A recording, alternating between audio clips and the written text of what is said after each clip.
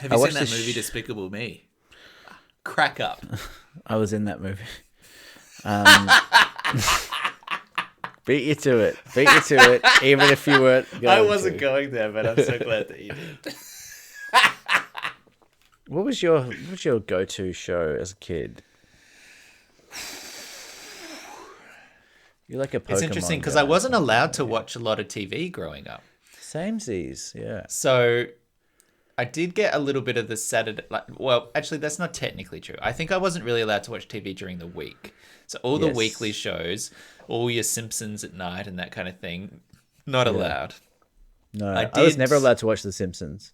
Ever. Yeah, I feel like we've talked about this now because it's sounding familiar. But I did used to have a VHS or a VCR, which I would use to set up timed recordings, so I could record all of the cartoons on Cheese TV in the morning, and then I'd watch those. Cheese TV. How good's Cheese TV? It was the best. So I'd watch those on the weekend in like a big binge session, which I can't imagine was too much like healthier psychologically than just watching a little bit in the morning across the week, but whatever. No, but it did prepare you for the Netflix era. Absolutely it did. Yeah. So, in those there was like I'd watch Pokemon, I would watch Dragon Ball Z.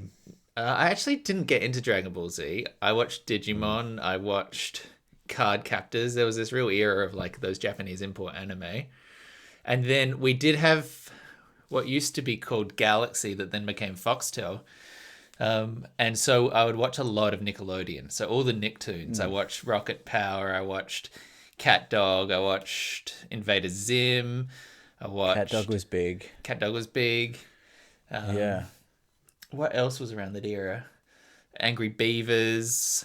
Yeah. All those It's ones. ringing a bell. I was always, and it still continued, just very kind of like surface level. I would always want to be home at 4:30 for Where's Wally? Oh yeah. Because that was great because you have a game in it, so it's kind of interactive. Yeah. That's why you stuck with Blue's Clues like right into your teenage years, because it was a little bit of like a challenge. Still a huge fan of the Clues. Yeah. Of the BC. Seventh Heaven was also great. Seventh Heaven. Yeah. Okay. Outside Seventh Heaven. Yeah, I remember that. Outside of the animated very world, wholesome. There was a show called Alex Mack about a girl who turned into like a pool of silver liquid, which at the time was the greatest CGI known to man. It was incredible, and I think which today would look perhaps less good, but it was impressive at the time. And haven't we all wanted to turn into a puddle and seep under a door? I know I have. I have turned into a puddle at times, and it's as good as it sounds. I remember there was because I was like repressed in terms of, I always felt like I was missing out. I wasn't allowed to watch TV during the week. I wasn't allowed to watch The Simpsons. Yeah. And I remember the cool kids in high school were like watching these movies, and they talk about like there was a movie called Kevin and Perry Go Large, which is like I don't know that I ever heard of it. It's a terrible movie, but it's like these two like British. I think there's a laugh track throughout this whole movie, which is crazy. That's weird. And they were just like, just these like two movie with a laugh track. I'm remembering it like this, but I don't know. Okay. I only saw it later, but everyone in my all the cool kids were talking about Kevin and Perry Go Large, and they were always quoting it. And I always wanted to be like, to know accepted and like be cool in high school. Yeah. And I would pretend that I knew what they were talking about, and I would quote it, but I'd be quoting the things that I'd heard and I hadn't actually seen it. So I'd like be re-quoting people that had watched it. And then when I finally watched it when I was 21, I was like, God, this is fucking terrible. Awful. No wonder my parents, it wasn't because it was like rude or anything. It was just because it was absolute dog shit. But I just so badly wanted to be part of the group. So badly wanted to be cool, man. Yeah. I did get to ultimately watch The Simpsons, but again, when Fox 8 used to do marathons on it on a Saturday and a Sunday morning for like 6 hours, and they would just play episode after episode after episode. So I caught up on The Simpsons to however recent that was, maybe like season 14 or something by then. Which is still like the 90s. Crazy. Like hundreds of episodes. Yeah. But I caught up with it again by binging, like just lying on the couch for 4 hours on a Saturday morning and just watching all of it. So again, it's like self-defeating, isn't it?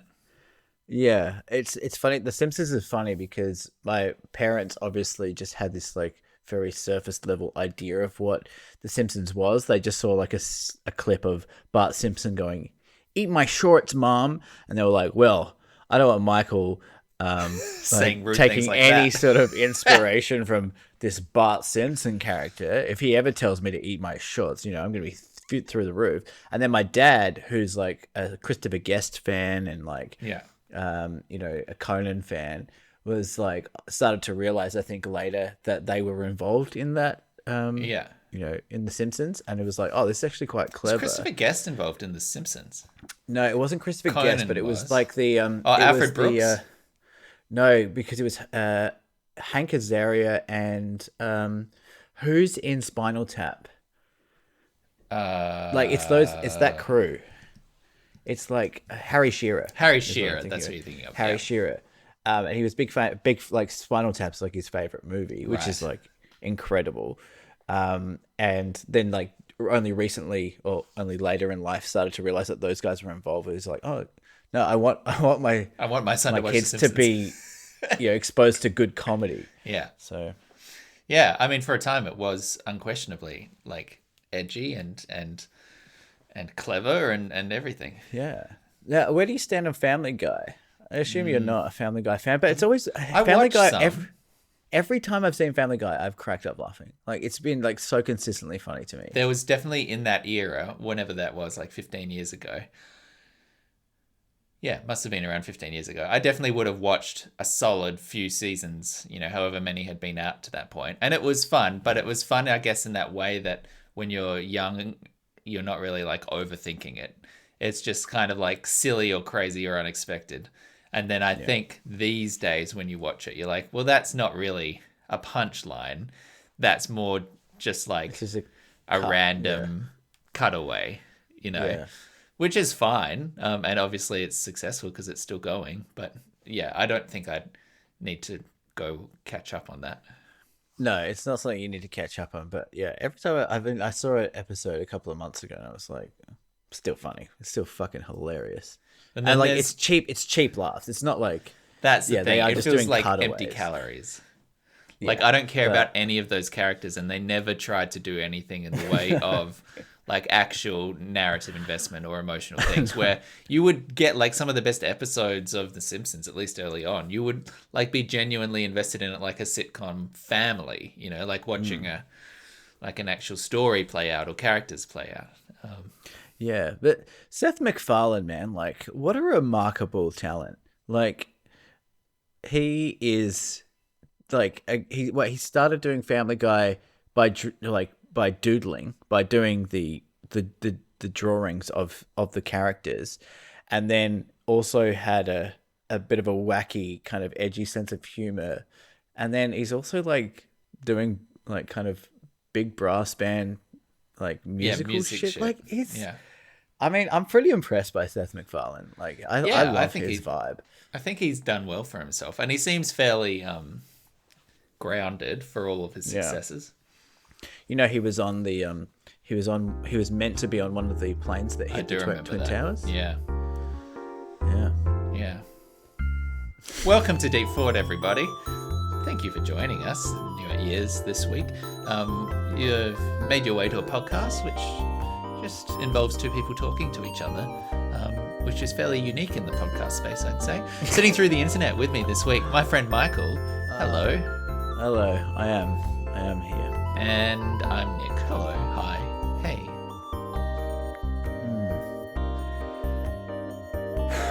What a weekend. What a weekend. What a week. Feels like it's been maybe 17 days since we last spoke. I don't know about that for you, but that'd be nearing 200 episodes. We are. 191. It's a lot. You know what we're also nearing, which is scaring me? We are now in October. It's almost Christmas song season, and I don't know about you, but I have not put anything down. Mate, I was going to message you about this and say, do we want to do Christmas songs this year? Oh, we need to. I don't know.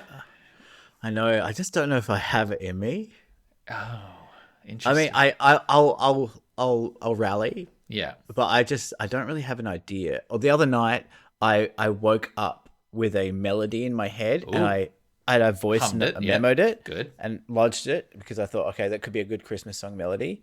But I've got nothing else. I've got like a very husky well, why don't you just upload that of me singing into my phone at 3 a.m. on a Tuesday night. Well, that's sultry. We haven't gone sultry yet. I do have an idea. I even have a couple of lyrics, but and I have like a melody, but it's all like I played on the piano a year ago into a voice memo, and the effort of actually starting to get this thing transcribed is very daunting. Yes. And it's October. I'm in the same boat though, because last year I had, I was living in a different house and it had like a lot more rigid setup. Yeah. Production wise, and then this year I've got like not much. So I'm gonna have to. It's gonna have to be something stripped back. I mean, but this is the thing, right? Like often creativity comes from limitations, and you might find yourself with a real gem from a stripped back process. Who knows? Yeah, that would have really hit home if you didn't burp. Not burped through it. Yeah, as you said, gem. Yeah, I was going to edit that out, but now I have to leave it in. So thank you. I rewatched Inside by Bo Burnham for like the 20th time, and I'm like, because I was showing Lauren hadn't seen it. Yeah, and I was like, fuck, man, like this is a proper masterpiece. Yeah, like, I know it's only been like a year or two, but this is a proper masterpiece. It's such a shame he didn't get the Grammy for that. Or the Emmy for that. Which Louis one? C.K. Yeah, right. Have you watched the Inside Outtakes? No. There is another show, effectively, another hour and a bit that he uploaded. Yeah, I saw it come out. Yeah, I need to go back and rewatch that because I did love that. It's great watching it with someone who hasn't seen it. Yeah. For them to be kind of like blown away, but yeah. And I think my dad watched that, and like he watched it in two bursts because like an intermission or something, right? And halfway through, he was like, "No, I don't know about this," and then by the end of it, he was like, "Oh yeah, no, this is great." Yeah, I mean, I had no idea who Bo Burnham was, which is so weird because now I've just gone on a deep dive of everything that he's ever put out, sure, which is quite a lot. Like he's a director now, and my favorite podcast, You Made It Weird with Pete Holmes, like Bo Burnham's on that 3 times. So I've been listening to like episodes from 2011 where he's like 22 or something. And it's like he is like the way he's talking about his comedy, like he's talking about comedy in the same, he wants to have the same effect as like Penn and Teller. Like he wants to wow audiences. He's not just like wanting to go up there. This is what he's saying. He doesn't want to just go up there and tell jokes. He wants to have an effect on them, and he wants to kind of subvert their opinions about things and question themselves as well. Yeah. But it's like the way he talks about it. I'm like, you're a 22-year-old guy talking about this. Like, I can't fathom it. Like he's in my opinion, he's just an absolute genius. Like but obviously, I think a lot of people age 20 have those kind of aspirations or that big talk. I think what's interesting or special about him is he's done it, right? Like he's come out with something, multiple things, but now particularly with Inside, which has received that recognition, and seems to have shaken the industry up a bit. Yes, I mean, talking about it is one thing, and yes, you can have like high ambition or aspiration for your art, but the way he talks about it even 10 years ago is with such a vision and such an intent that it completely belies his years. Like, I don't even understand. He's like talking as if he's been in the game for, it's like listening to a 50-year-old comedian, like a veteran comedian talk about his art. Like it's so impressive, and it makes me feel terrible about myself, when I listen to people who are so young and they have such clear visions of what they want to do with their art. Yeah, I do. I am always envious of people who know what they want to do.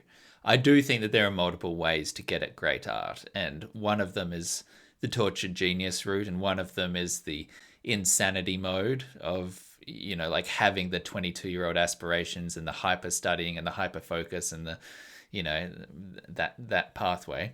And then there's the Mike White route, which is like a real slacker vibe, a real, you know, laid back approach. There's a great Who's Mike White? Mike White created the White Lotus and Enlightened and that kind of thing, which just won a whole bunch of Emmys the past 2 weeks ago and is coming out with another series.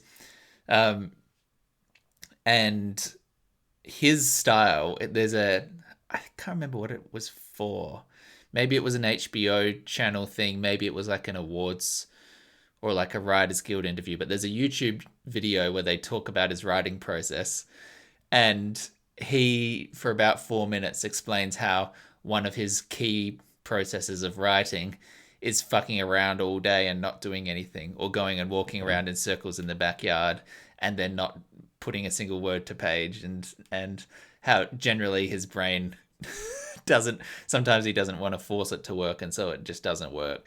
And that very much resonated for me, where it's like some days I am trying hard to work and not working at all and procrastinating. Yes. And it only seems like I can click into work mode at like 9 o'clock at night, where I feel like, man, I've wasted the whole day. You've got to do something. And then I can just click into the zone. So I do feel like you don't have to be that Burnham genius to get to greatness necessarily.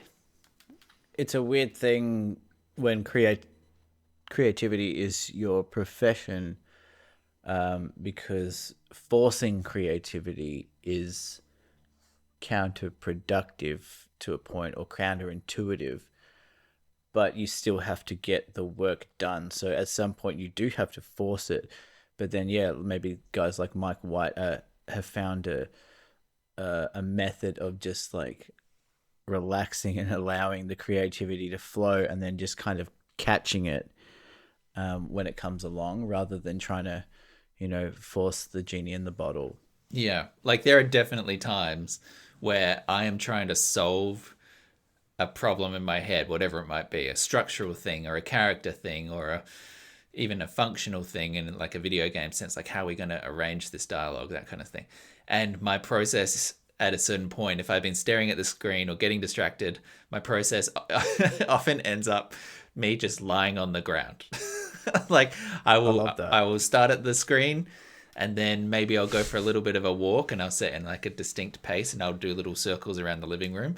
And then ultimately, if it's not working, I will lie on the ground. Yeah. I don't know what that is. Does that help? I think in one way, maybe, because it takes away some distractions. But because you're focused on the fact that you're lying on the ground and it's weird. Well, no more, just like you're not staring at a screen where there might be something else that you could go off and do. So if you're lying on the ground, you have to be in your brain, which means you might end up thinking. Do you remember during lockdown, like walking was everything? And it's where I kind of miss it in some ways, because it was the only thing I could do, really. Yeah. And I would just go out and walk for like hours on end, and it would just be just alone with my thoughts. And, you know, by the end of, you know, the second or third lockdown, I couldn't even listen to music because I couldn't you don't have have any brain other distractions. Yeah. But it's so bizarre. We went to the park yesterday because it's starting to get sunny here. And I hadn't been to the Edinburgh Gardens here in Melbourne is like a hot spot for young, hot people like me and my friends. Yeah, sunbaking, skinny dipping It's in the sunbaking, pond. you can drink, it's open, it's nice. And I hadn't been back there to Edinburgh Gardens since the lockdowns. And during the lockdowns, it was packed. Like everyone was there because that's the only place you could go outside and socialize with your friends because it was outdoors. Yeah. And I was thinking back on it, and police on horses. The last time we were there were police on horses trotting around, breaking up groups. Like, you had to be in groups of no more than 8 or no more than 10, and they would come up and break your group up. Mm-hmm. And I'm thinking, like, that is so fucking weird to think back on. It was a like time. It is a bizarre time. Yeah. Like, we were just like, yeah, okay, sure. And now Australia has eliminated the isolation requirements for COVID. Don't get me started. So we're there now, and yet a year ago we couldn't sit in the park with more than 8 people. So weird. That is so fucked. I don't understand. I don't understand. Masks, okay, sure. Whatever. Testing at the borders, or like making sure that you're negative before you fly. Okay, I get it. It's in everything now. You can't keep it born. Stopping sick people with a contagious virus from wandering around and infecting other people. I do not understand why that goes. I just don't. I don't get it. Can you explain it to me? Why? I guess they're just giving people... They're just treating it like the flu. But it's not. And they know it's not. I don't understand. It's so insane. It is truly... I don't know how this ends well. It can't. Have they tried it anywhere else? Like, are they borrowing from somewhere else? I'm not sure. I feel like there's probably other countries out there which have eliminated it, but I don't know off the top of my head. Yeah. It's bizarre, but, It's just going to breed more variants. There's no way that makes it better from a public health standpoint. So the only reason to do it is political? But they're not even in a fucking pressure. There's no real political incentive for them, no. I don't get it. I don't understand. I love it, dude. I love it. Yeah. I love baffling.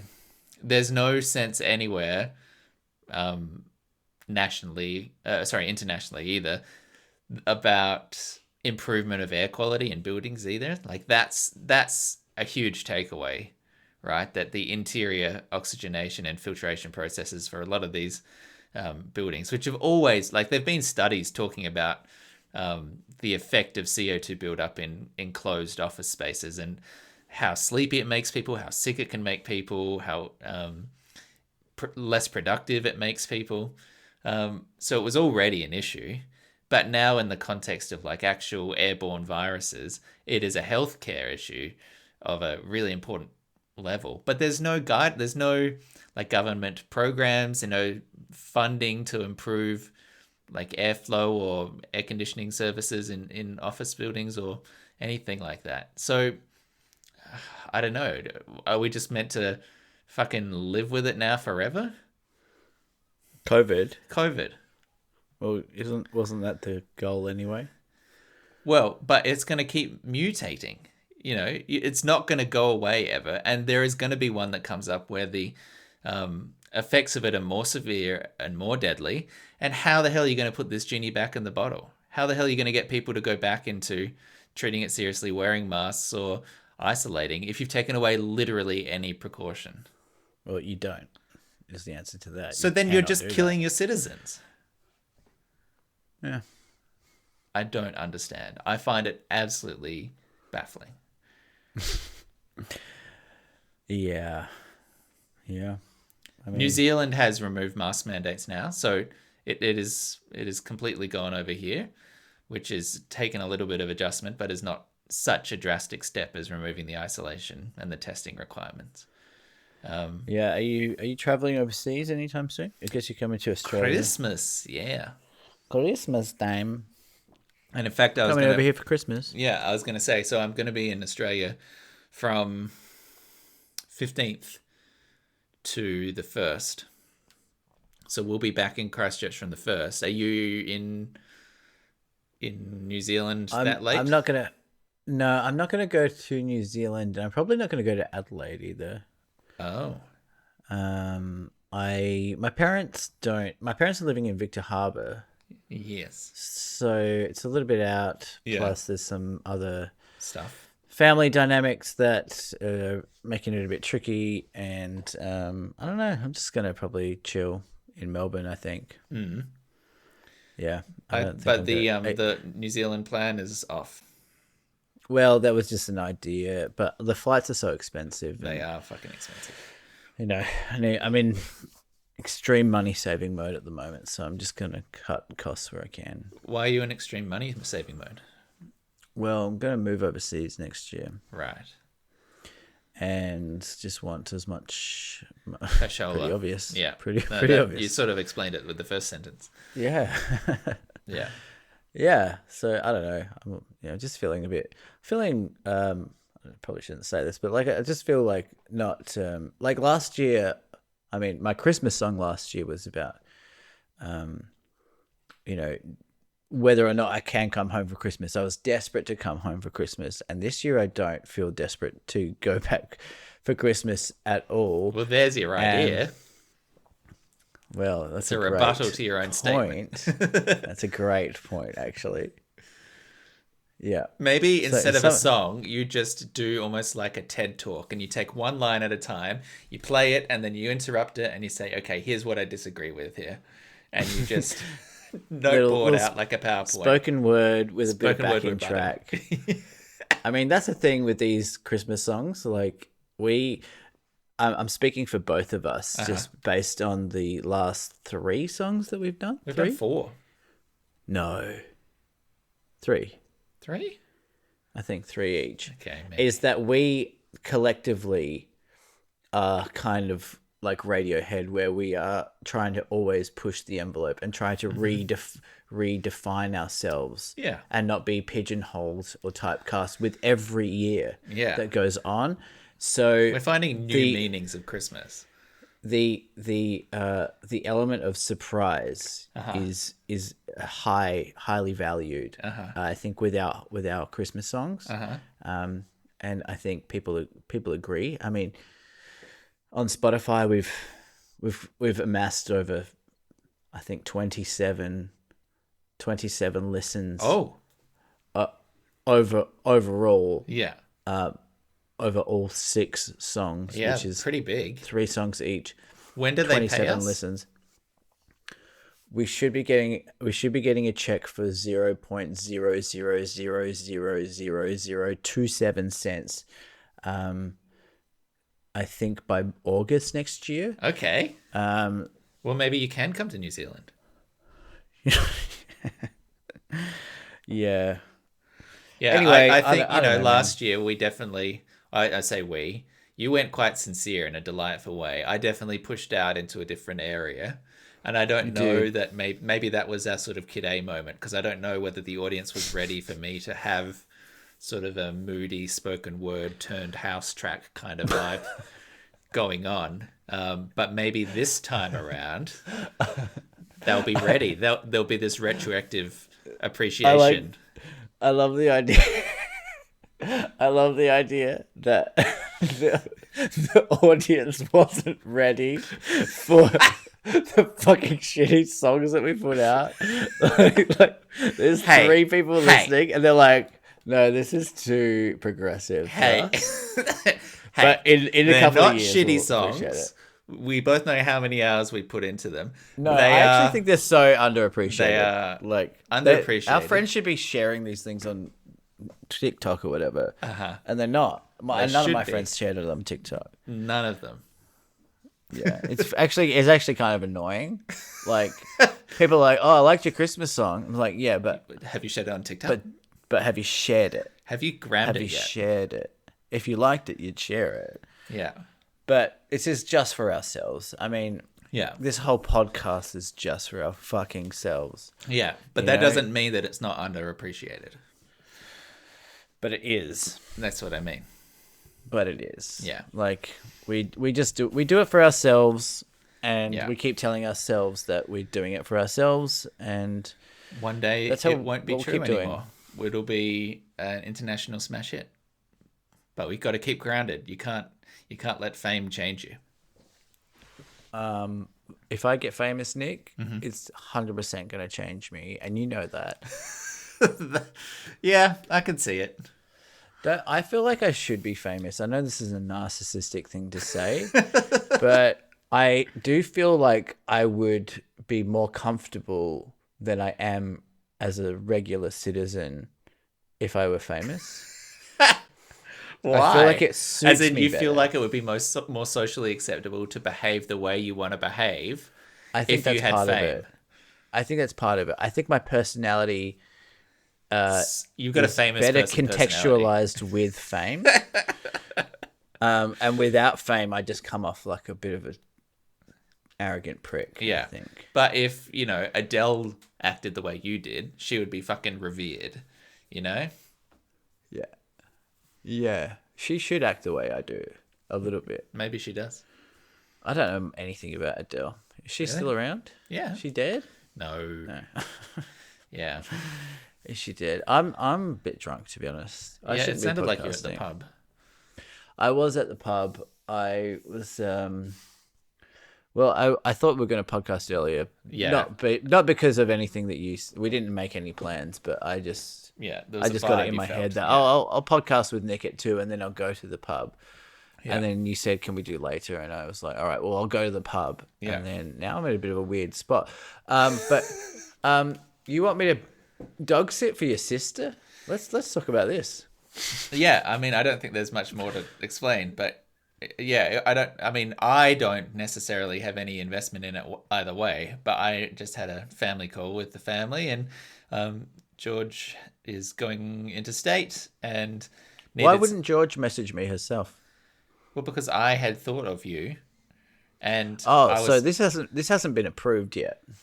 No, she'd be in. She said she's gonna message you later tonight, so you should hear from her directly. Oh, really? Yeah. Great. Well, Richmond's. Oh, I shouldn't say where. Oh, it doesn't matter. Richmond's a big area.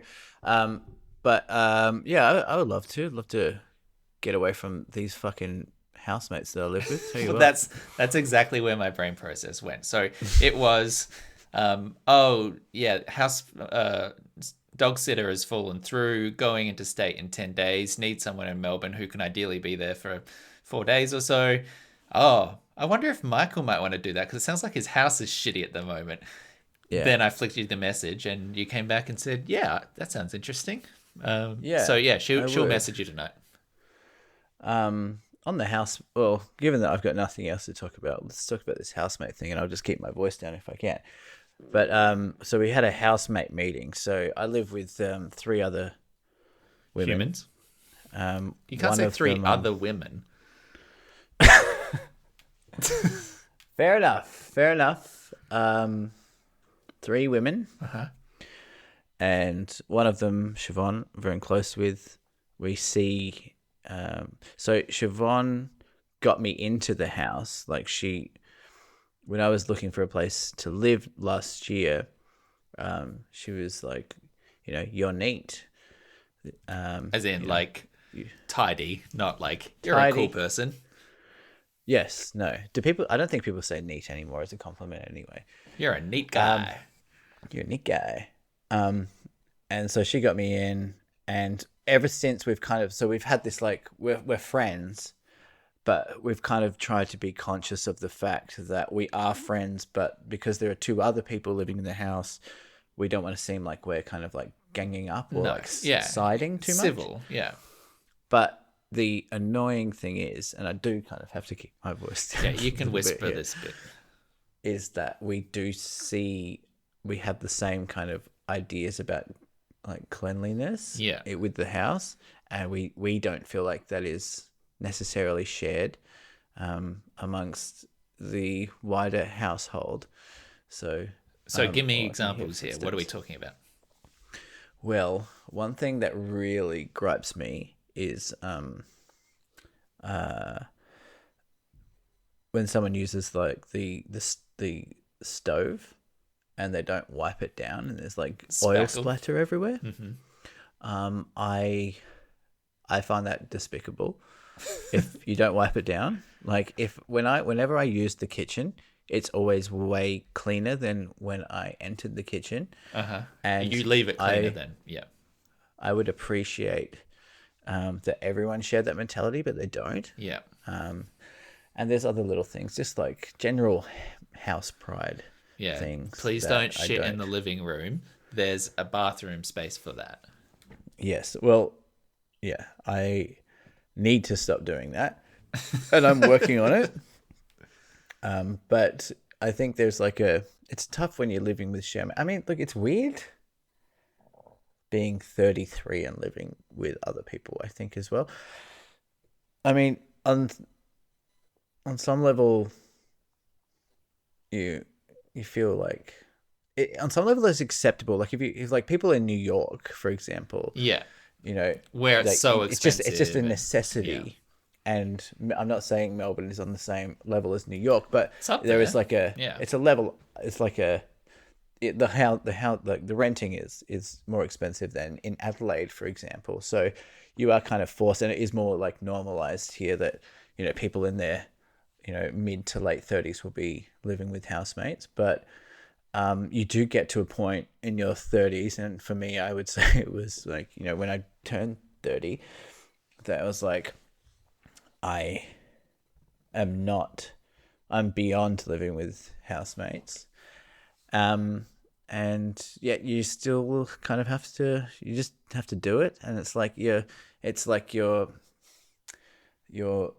emotionally or, in terms of your life plans, you feel beyond it, but you're still kind of stuck behind it. Well, you also came at it again. So you were renting with people, and then you moved into a house in a relationship, and now you're renting again. So that also adds a different context to it. And there's a certain comfort, which I can speak to now after a year of having done the same thing. There's a certain comfort of having an entire house which is yours as a couple, and where every room is yours, and you can put shit in every room without worrying about like, oh, Devon might be coming in to cook at dinner and I can't leave my stuff on the counter because it's a communal space. Like, and that whole thing where it's like the only space in this house that is mine is one room is a totally different feel. I totally get that. Yeah, but you also want to be more accepting and more tolerant of people's, or more tolerant of the fact that people don't necessarily share the same values as you, and it's like then you're just compromising. You're just going, okay, what's my threshold? Yeah. And what is the But it's also a mutual respect thing, right? Like if, as you say, you're going into the thing and every time you're using the kitchen, you clean it. So every time they go into the kitchen, it's a clean kitchen. Then any time that they walk out leaving it messy is less respect. Like it's not that hard to maintain it at the level it was when you picked it up, I appreciate. I came to the right guy, didn't I? Yeah. I need. I'm a clean freak, so. Yeah. Yeah. Do you remember that guy that, like, didn't he sever a horse's head or something and left it in the? No, he didn't sever a horse's head. He Can you did talk have about that now? He did have a sheep head. Yeah. He had a sheep head. Your ex-housemate had a sheep head in the living room or something? It was in the fridge. Yeah, he brought home a sheep's head and kept it in the fridge. Oh, that's the funniest thing ever. Yeah. I mean, also terrifying. Yeah. The context there was he was a rural kid and he'd been doing some like farm work for a friend or something, and they'd given him the sheep's head because it was a delicacy in a certain cuisine or something like that. So it was only there for like a day or something, and then they took it off and they cooked it. But it was an Just the unsettling thing to to open the fridge and find the head. Yeah. Yeah. I remember you texting me that. Died In laughing. fact, now that you say it, I feel like something else happened like that. When we were working in Melbourne, perhaps 5 years ago, I flew over for the show.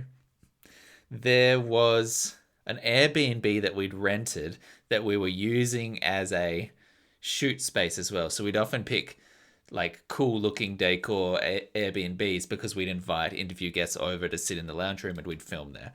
So it was Yep. like a nice setup. And we got home to this, I want to say it was Melbourne. I'm just going to see if I can find it. We got over for this interview and opened the Airbnb fridge and then discovered, there. I remembered the house because we filmed an Avatar interview there. So I looked for the Avatar dude. Wait, how does this relate to what we were talking about? That was the Airbnb that we filmed at. It was the Avatar guy. Yeah, but weren't we talking about Sheep's Head? Yes. At the Airbnb where we filmed the Avatar interview. Yeah, but what does that have to do with your housemate?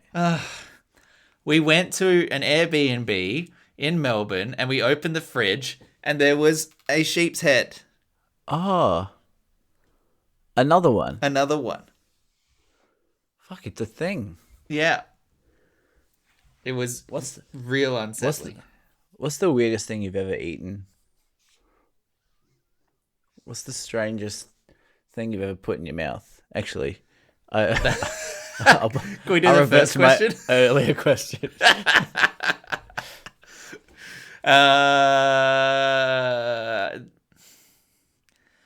Rare, in terms of rareness, I've eaten whale. Have you eaten whale, you Yes, monster? I know. In Japan? No, in Norway. Oh, Yes. yes. It's big there as well, isn't it? Minky, I think it was. Yeah. This was a Wow, decade was it ago. disgusting? It actually was. I didn't really like it. Yeah. And this was a decade ago, and I think today I would make a very different choice. I wouldn't eat it. Yeah. But it was in Norway, and I spent a lot of time Googling. I hadn't gone out trying to find a restaurant that would serve me whale. I just went out to dinner, and I looked on the menu, and it was there. And then I spent 15 minutes on their Wi-Fi trying to look up Norway's whale harvesting things and got the sense that it was the only place in the world that actually did it like a conservationist fish stock where there was only X number that could be permitted every year. Sure. And I decided to get it. And the worst part of it all, well, maybe it was a good thing, It's was expensive. it wasn't even that expensive. The worst part of it was that I just didn't even really like the dish. So it seemed like a waste. How was it served? Like, what was it with? It was like a sort of semi-rare steak on Fucking like rare as well. It's like the first time you're gonna eat whale, it's gonna be like, you gotta have it like it was sushi. a thick steak and it was on like a salad and it had this strange sauce on everything and I just didn't really like it. And that's here it is.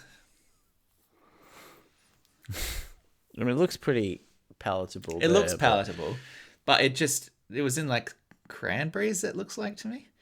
But yeah, I don't know if it's better or worse to have gone, I love it. I want to have whale every night now, or to be like, well, I've killed a real like majestic creature, and I mean, I didn't kill it myself, but you know, you harpooned it. I harpooned it, and it's kind of for nothing because it was shit. Yeah, I always think it's weird. I regret it. That it's always weird that that like animals, like you have like surf and turfs, for example. Yeah. And I always think it's so strange that like a cow and a prawn have like never no met. idea what the other one is. They're not even just friends. like, what the fuck are you? And yet I've ended up on a plate with you. And more than that, I've ended up in someone's colon, like being shat out into a toilet together with you. And yet I have no idea what the fuck you are. I don't think the second part is going to be as big a surprise, to be honest. Yeah, sure, but like it's so weird that we combine these things. Like I don't understand. Like our dietary habits are so arbitrary, like a lot of things are. But you know, it is so weird that we decided that chickens were something that we would all eat, and also eggs and milk. But dogs we won't eat. But then at some point there was like a person who saw an octopus and was like, I'm gonna eat that. Yeah. Like at some point there was one person that decided that he wasn't freaked out enough by the octopus, which is the freakiest animal. And it decided And they there must decided be a that way I I'm can cook going this. to eat that and I'm going to pickle it and it's going to be beautiful. Yeah. And it is beautiful. I mean, octopus is a delicious meat, but I cannot. I'm not a vegetarian anymore, but octopus is where I draw the line. They're can't so eat smart. octopus. Yeah. They're my anyone favorite. who watched The Boys this season is going to be having terrible flashbacks right now about eating octopus. But it's strange as well because squid, weirdly, I don't care about killing as much as octopus. No, And I don't know why that is. Squids are like the dumb octopus. Right. They are similar, but they Sort of the hick cousin. they're like the black sheep in the family. Very important to say sheep. Very important to keep that phrasing tight. Keep that close together. Very important, Michael, because you might be misconstrued if you don't keep that very tight together. Very tight together. So just a performance note for next time.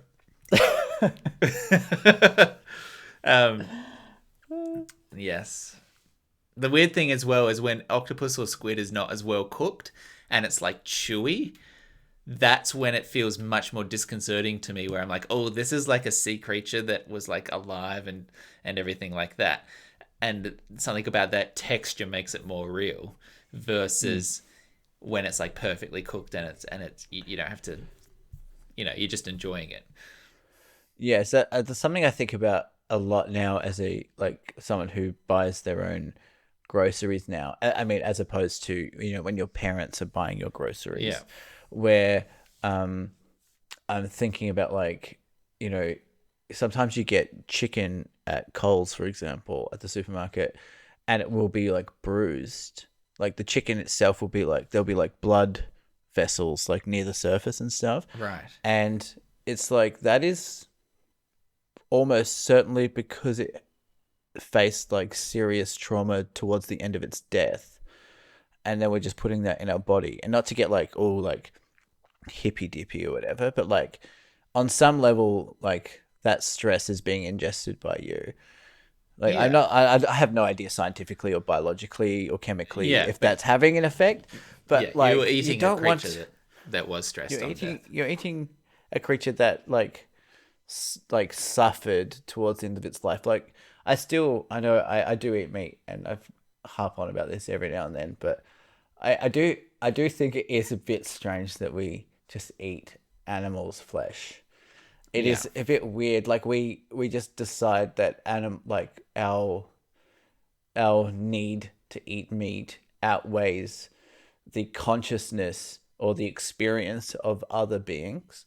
Like that's what we're choosing. Yeah. When we decide to eat meat, we're saying the experience of a chicken who experiences fear and terror is worth less than my desire to eat a chicken pot pie or something. I don't know why I chose that. Oh, that sounds good actually. It just but I mean it doesn't match up. The ideal, right, is that the death is actually not foreseen and is instantaneous. Right, and that is, you have to imagine that is what most abattoirs are aiming for, right? Like that is the stated goal. Yeah, but I mean, I just think not it's to get bizarre. too graphic here, but my understanding is that chickens are beheaded, right? Yeah, So they're usually hung up on like a They have like a blade going around, and it's not even that the chainsaw, which it is, comes to them. They go to the chainsaw because they're hung up on this like conveyor belt. Yeah. And they just moved into the chainsaw. Yeah. Which is so barbaric. Like I know I've said this so many times, but I really feel that in the future, like one of the next things that we're like our children or our children's children are going to be baffled by, like how we did things, will be factory farming of animals and the way we consume meat. Like it's so bizarre, and I participate in it, and I just think it's so bizarre, and it's so weird that it's so weird that I can say that. It's so weird that I can acknowledge the fact that I know it's weird, Yeah. and yet still participate in it. It's like, this is not to like unfairly draw comparisons, but this is like how people, were so extremely racist in the past, or how the Nazis, killed so many Jews. It's this collective mentality. It's this safety in numbers. Everyone else is doing it, so it, is fine. The path of opting out is so much more difficult. Yeah. Yeah. Well, Oh God. I knew that we would end up talking about Nazis when we started this episode, and I just didn't know how. And it was from chicken beheading. So, Yep. there we go. Speaking of food, I have a little story from some takeaway I ordered the other night. Would you like to hear a couple of things? Because I've got thoughts and I've got notes. I might even have myths. This could even be a myth. Man, this is music to my ears. Okay. So I hope you're aggrieved. I really hope you're aggrieved. I'm not aggrieved. I suppose I am perplexed and I am bemused. That's even better. That's even better too. So I'm just disappointed and confused. yeah, it's like a supportive father of a teenager. It's more like That sounds I nice. just, I'm disappointed. I'm not angry. I need to understand why you make these choices. I already relate to this so much. Yes. So I ordered. There's two parts to this, and each of them I think deserve some examination. There's three parts to this story, because first I do have a real myth. Okay. An entree, a main. I've got an entree and Perfect. Okay. Let's get the myth jingle going, because this is a myth. Michael's myth.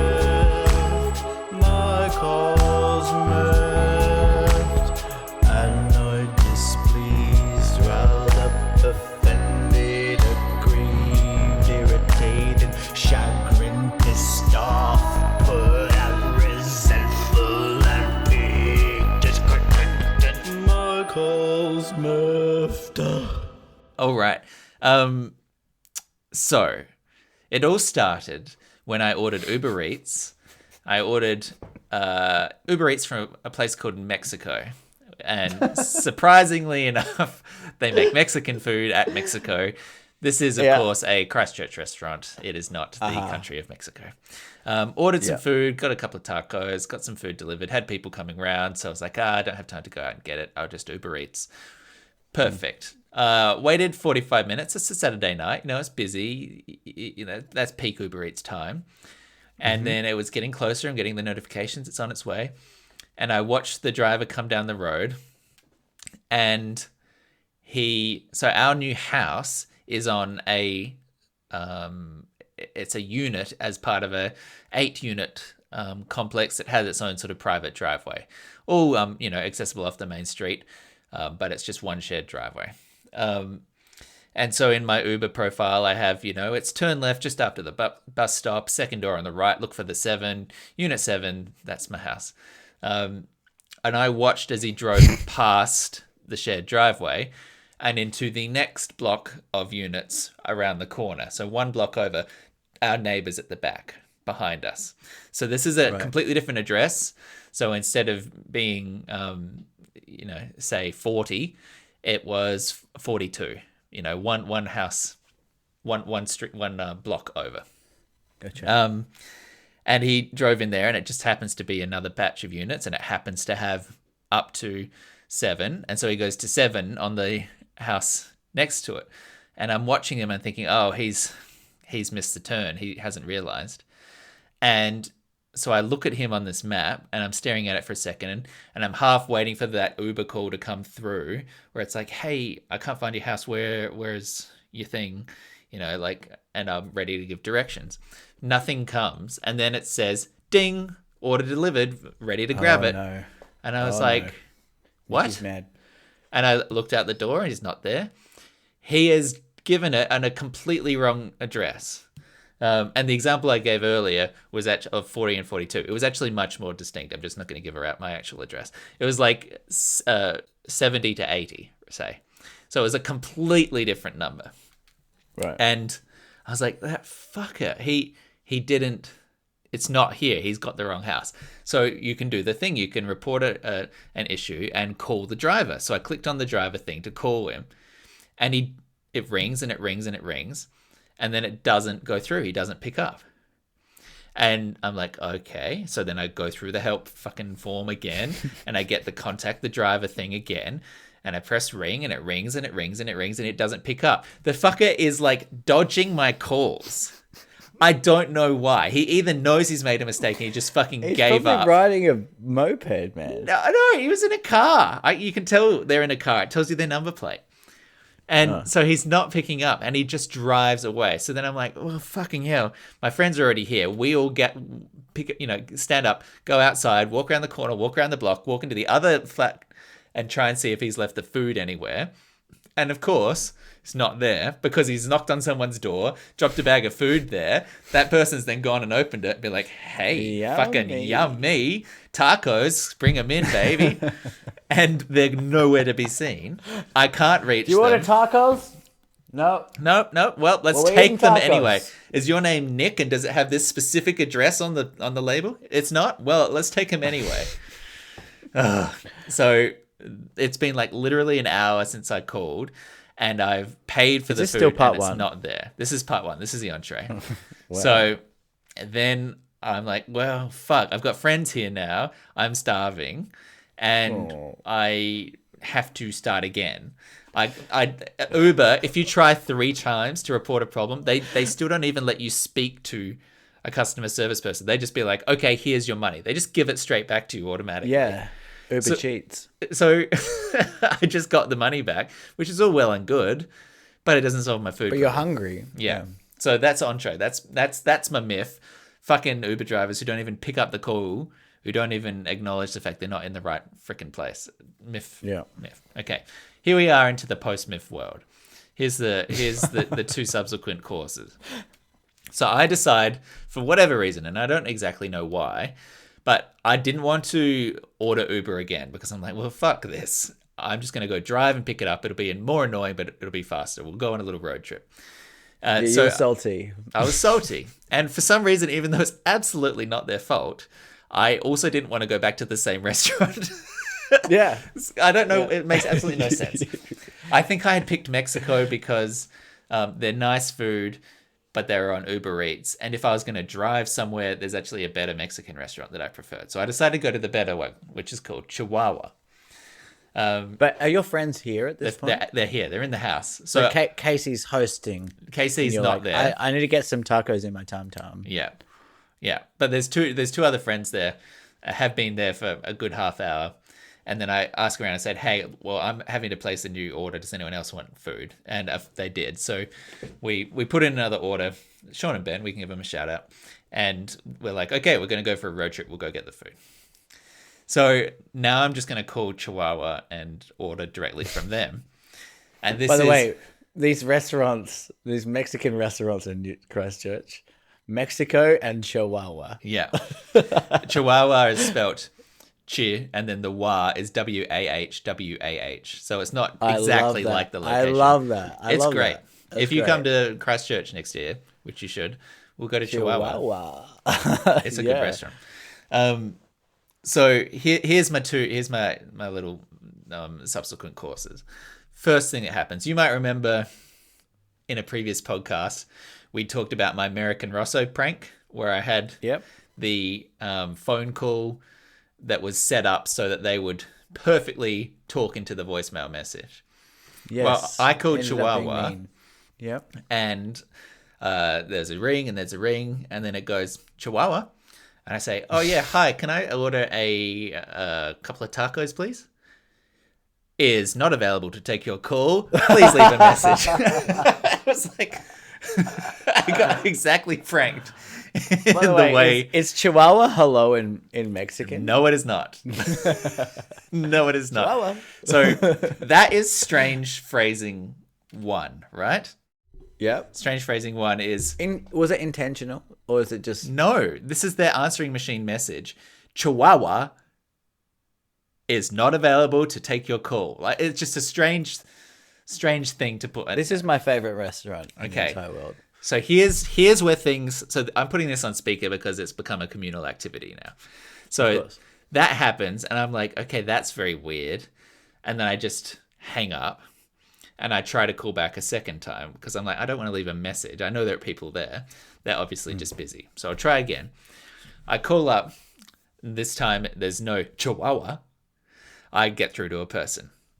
And I say, hey, can I please place an order, please? I'd like to make a takeaway order. And the woman says, oh, yeah, absolutely. 2 moments, please. 2 moments, please. And I did like a double take because that is the most audacious request I think I've ever heard. The idea of we can quantify how long a moment is, and you must now wait 2 of them. But also, it's just such it is an absolute power move. It is the most. I love this. It is the most like alpha response to that. I love you want to make an order? Okay, no worries. I don't have enough time right now. Please wait. 2 moments. 2 moments, please. 2 moments, please. That's incredible. I love that so much. I felt changed as a person when I heard that. I didn't know that such power existed. Amazing. 2 moments. 2 moments, please. That's so good. Was that a teaser for the... Is that the dessert as well? No, that was the dessert. The 2 moments was the dessert, and the Chihuahua was the main course. Oh, okay. So, yeah, I think there's a lot more weighted entree. Weirdly. There's a lot more entree. Okay. Okay, weird. All right, sure. Yeah. Yeah, well, shout out to Chihuahua in Christchurch. Yeah. Sponsor of this episode. Sponsor. Yeah, I hope you title this episode 2 Moments. That's fun. Yeah. And how was the food? Always great. Oh, it's so good. It's worth it. It's worth Yeah? it. And it turned up. They do a loaded potato with like a dragon sauce and like melted cheese, and oh, it's so good. Yeah, Mexican's not something I ever get. Interesting. But Mexican has a lot that is of interesting. Mexican has a lot of good veggie options. So you can be a good veggie eater and eat plenty of things at a Mexican restaurant. I don't really ever order Uber Eats, though. I'm not a... Yeah. Oh, this is not interesting at all. No, it's not. If you've enjoyed this episode, oh, well, man, that's fun. That's great. That's cool. That's awesome. Thank you so much. There's plenty more of them on our Deep Thought podcast feed. That you can find content and other stories and things of interest on our Facebook page. You can find episodes when they go live on Twitter. You can see clips on our Instagram. You can find us on Spotify. You can find us on SoundCloud, and you can send your questions to deepthought@gmail.com. Please do. We'd love to answer them. Just speaking of cooking, I've been marinating some char siu pork. Oh, yeah. For 24 plus hours. Ooh, you a fan of the char siu? Oh, love a char siu. I love a char siu, dude. That's store bought. Yeah. Marinade, but that's fine. Smelling great. Just flipped it over just then. How exciting! Yeah. This has almost become an off-menu podcast. We could almost rip off an episode of that. Well, this is going to be my rec because I didn't realize you listened to Off Menu with James Acaster and Ed Gamble, but that was going to be one of my recs. Okay. For the next one, I've just been thrashing it lately. It's become one of those episodes, one of those podcasts that I listen to for the hosts rather than the guest. Yeah. And there's only like 3 podcasts that I listen to every episode. Yeah. Because of the hosts. Yeah. And that's like Adam Buxton and Pete Holmes with You Made It Weird. And Off Menu now is like one of those podcasts. They're so funny. I love Ed Gamble too. Also, he's kind of hot. He's definitely hot. The both of them have been on the UK Taskmaster, and both of them were good on that show in different ways. Have you ever done Taskmaster? Like watched? No, I've never been on that show. No. Yeah, okay. No, I've never. Is that new though? No, it's done like 13, 14 seasons now. Oh no, I'm not but sure. So Taskmaster is in the UK. Greg Davis and Alex Horn, and I like them. they are both very good. But Alex Horn is playing a very subservient beta cuck, and Greg Davis is like the very strict taskmaster. And basically, they get 5 celebrities in to go off and do just really ridiculous or difficult menial tasks. And it's just a showcase for all of the different brains and different thought process and problem-solving processes of all of the different guests that they get on. And James Acaster is incredible in his series when he does it. It is, just delightful watching him try and fail at different things in different ways. And Ed Gamble's really funny too. He's got a very, very different style, but similarly entertaining. Very likable Ed Gamble. And like James Acaster, they've been talking about. They did the recent episode was with Richard E. Grant, who's also pretty incredible. I should listen to that. Yeah, he's very Richard E. Grant is just like one of my favorite old British white guys. Like he's his own person in the most delightful way. In this episode, he's like come prepared as well, and he's like, it's so good. It's incredible. He seems like a genuinely like happy person as well. Like he or like sincerely enthusiastic person. Because he was in Loki, the show with Owen Wilson, and he was dressing up as an old Loki character from the 1960s in the original ridiculous superhero costume with huge horns and like flowy cape and billowy, and he looked like he was having the fucking time of his life. Like he was 100% loving every second, and that's just so endearing. He seems like a cool person. Yeah, he tells a story about he got nominated for an Oscar for a couple of years back for a film he did with Melissa McCarthy, and he talks about like the after party. Like he wasn't invited to any after parties for the Oscars, and he felt already like a fish out of water. And then Olivia Colman, who ended up winning the Oscar that year for the something. The Fantastic, the Great? The Great. No, that's the show. Oh, it's going to kill me now. I'm looking it up. Give it a goog. The Favourite. The Favourite.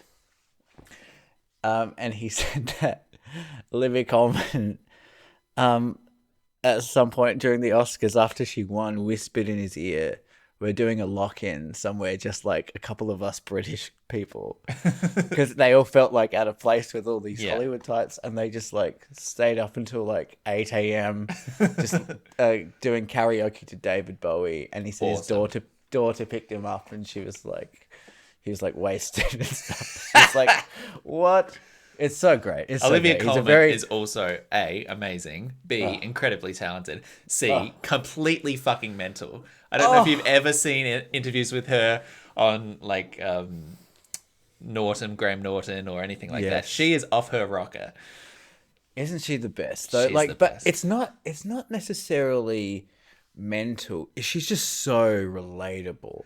Like she's ditzy. Weird. She's ditzy in a way that's like forgetfulness plus like she's art brainy kind of like crazy kind of person. Everyone's kind of got a friend like Olivia Colman.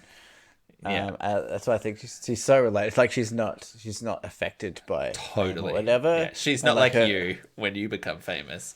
100%. I'm opening up a bar and I'm not talking to anyone. I'm certainly not doing this podcast.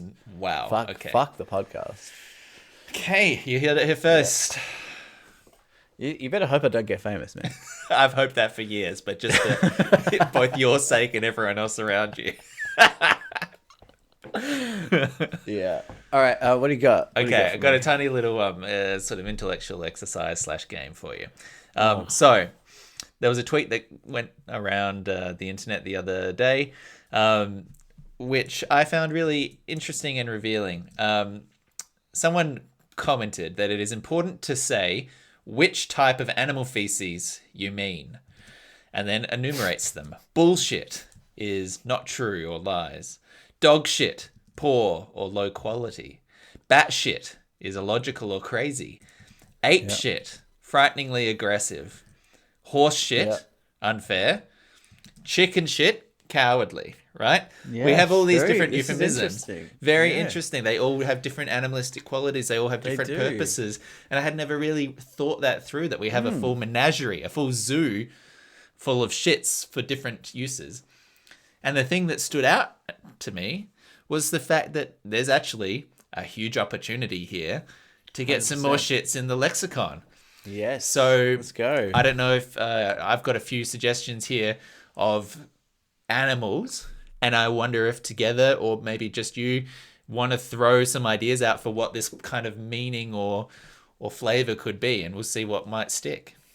I love this. Let's go. Okay, I want to start here with rat shit. Rat shit. I feel my inclination is to say that that's like kind of, it sounds like bat shit. So rat shit to me sounds like crazy. But do you think rats are crazy? Or are bats crazy? Well, I think they're a little bit more like flappy around. You know, like they're doing air stuff. They're a bit more flappy around. Yeah, I guess. Oh, okay. Rat shit. I think like rat shit's like dirty, like you're like a traitor or something. Oh yeah, okay, that's cool. Like rats fleeing a sinking ship. You've done me like dirty. Sort of You've done me dirty. Oh, that's good. Like you're Judas or something. I was also thinking it could be kind of a stinginess, like a really sort of like if you rat fuck, you know, there's a certain kind of like meanness to it. So if that's rat shit, that means like maybe that's so tight, why didn't they just like split the bill? You know, like that's rat shit. Sure. Yeah. No, that's good. That's rat shit. Yeah, I can imagine myself saying this. Okay, good. Okay. I might start too. So we got a couple of options there. Yeah. Okay, frog shit. That's not going to catch on. Well, dog shit caught on, so there's a rhyme thing here. We already know the flavor works. But do you frog, dog, yeah. Frog shit. But do frogs shit? I don't know. I don't think they shit. That's the issue. I don't know. Like they just dispose of pellets or something. I mean, they have to shit. They have to shit somehow. But I imagine it's just like, I should know. I work in a zoo. Well, yes. But I don't know. I feel like they're just like small little pellets. I feel like it's like they almost like shit in water and it just kind of like floats away. Yeah. I don't know. But they're amphibious though, so they don't always shit in water. Yeah. Frog shit. What about squid shit? That is so weird. I have that on my list. No. I do. You don't. I do. I have squid shit on my list. Squid shit. I like squid shit because squid is such a weird word. Yeah. It's like squid. Squid shit. It It's sounds like fun to say. Yes, it is. And I think that's important for a swear word to catch on. It's very the word itself is very audibly like descriptive, like squid. Yeah, squid shit. It's got an onomatopoeic quality. Yes, that's what I was thinking of. Squid shit. Okay, what does squid shit communicate? Okay, I think it's like squid is like kind of like, oh, I know what it is. It's like unreliable. Unreliable. Yeah, he's squid shit. Okay, like he never shows up on time. Turn up. He's so that's squid shit. Yeah, I think it's like very fluid, very like loose. Okay, yeah. You know what I mean? Okay, I'm gonna write these down before I start to remember. Start to forget. Rat shit. What was yours as well? Like traitorous. Like traitorous or untrustworthy. Untrustworthy, and I think mine for that was stingy or Tight with money. Or, yeah, tight with Cheap. money. Or cheap. Yeah. Frog shit, we didn't have any hits on. Yeah, I don't know about frog We'll shit. see. Squid shit, unreliable. I feel like that's got a chance. Yeah? Okay, I have another one here. I have crow shit. Mm-hmm. I was trying to, we've gone chicken shit. Very specific, though. It's Yeah. like bird shit. But So- you never just say like a genus, though, right? Okay, if you had to pick another, eagle shit. I actually just saw two crows sharing a margarita pizza before. Wow. Yeah. They were eating the crust. Was it a Lady and the Tramp kind of situation?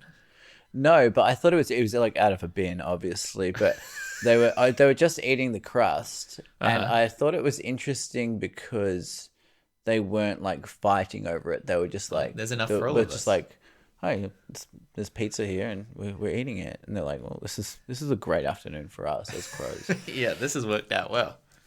Yeah.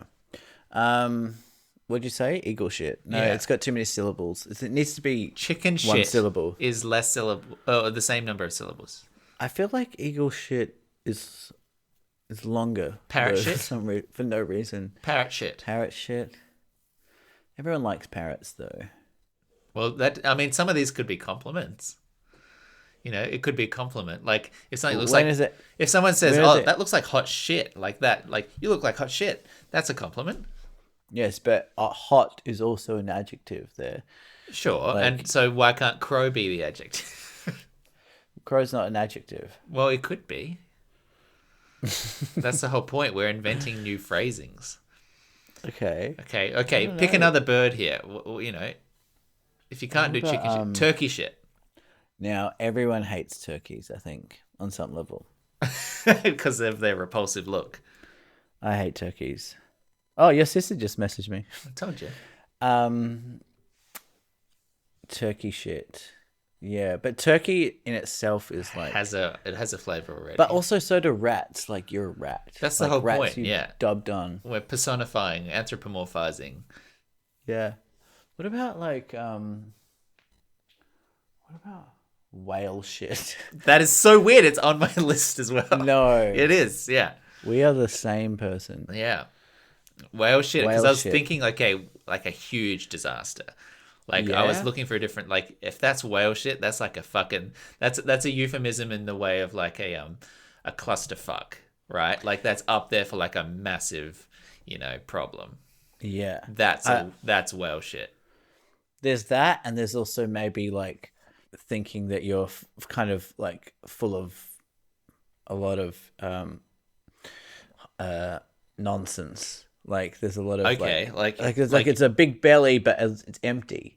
As in, you think it's sort of like you're up yourself kind of thing, No, like a like, bloated thing, or you mean like you're it's hot- an emptiness? hot air. Hot Like air. blowing air.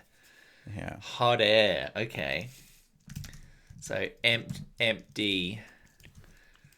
Sorry, what are you writing this down for? Are you writing a novel? I'm submitting it to the newspaper.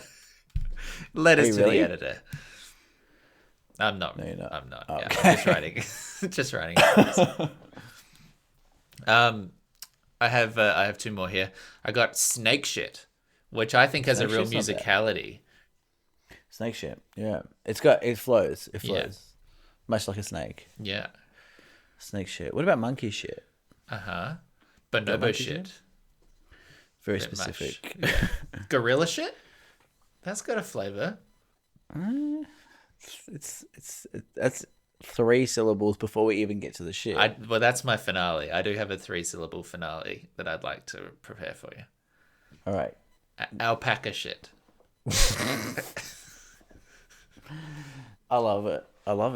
And here's my Alpaca thinking shit. here, because inside alpaca, you got the packer, and I feel like a pack of shit. It's already this thing. It's already got a vibe there. 100%. So you're just adding al to it. Yeah. And That's it's alpaca like, shit. And It it's sort of all- yeah, it's- emphasized the shit a little bit more in that one. Yes, because of the packer. Yeah. It's almost like pack of shit is Yeah. like it's like one word already because Yeah. of the vowels. Yeah. So I think that works beautifully. Yeah. Okay. Alpaca shit. That's alpaca shit. Alpaca shit. That's alpaca shit. Yeah. No, I love alpaca shit. But what does it mean? Yeah, that's the unfortunate thing, because they don't have huge defining qualities, the alpaca. What about... That one's just general. Just general. That's the most cop-out way to end this. That Just one everything. can just be used however.